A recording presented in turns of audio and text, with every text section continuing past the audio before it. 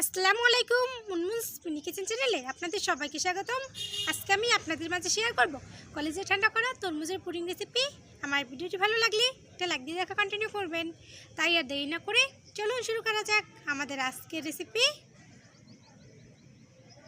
এবার এখানে আমি একটা তরমুজ নিয়েছি। এবার আমি তরমুজটার অর্ধেক নিয়ে নেব। এবার আমি তরমুজের অর্ধেক নিয়ে একটা চামচের সাহায্যে তরমুজগুলোকে তুলে নিচ্ছি একটা বাটিতে।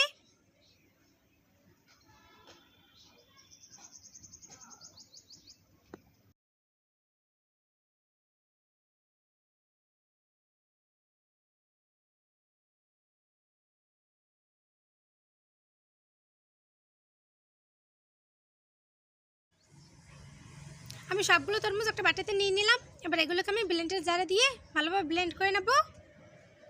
এবার এগুলোকে আমি ব্লেন্ডার জারে দিয়ে দিচ্ছি।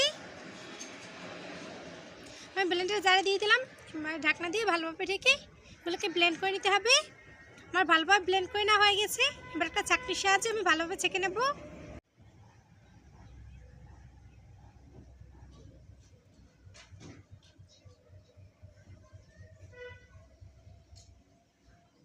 আমার ভালোভাবে ছেঁকে তরমুজের রসটা বের করে নেওয়া হয়ে গেছে। এবার এটাকে এক সাইডে রেখে দেবো।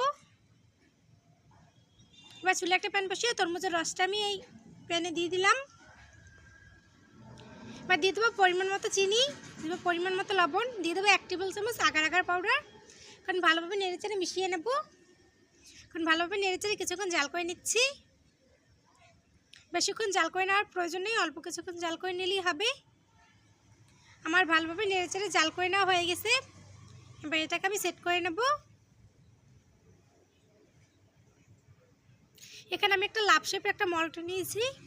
এবার এর ভিতর আমি জাল করে রাখা তরমুজের মিশ্রণটা দিয়ে দিলাম।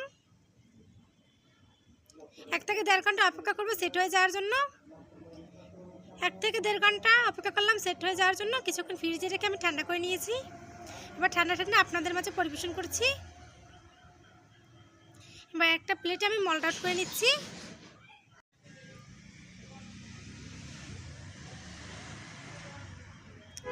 আমি একটা প্লেটে মল্ট আউট করে নিয়েছি।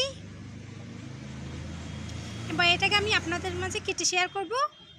খুব সহজে বানিয়ে নিলাম তরমুজ দিয়ে গরমে কলেজে ঠান্ডা করা তরমুজের পুডিং। আমার ভিডিওটি ভালো লাগলে লাইক কমেন্ট শেয়ার করবেন। আমার চ্যানেল নতুন হয়ে থাকলে আমার চ্যানেলটি প্লিজ সাবস্ক্রাইব করবেন। আমার ভিডিও সবার আগে পেতে হলে বেল বাটনটি অন করে রাখবেন। এতক্ষণ আমার সঙ্গে থাকার জন্য আপনাদের সবাইকে অসংখ্য অসংখ্য ধন্যবাদ। আসসালামু আলাইকুম।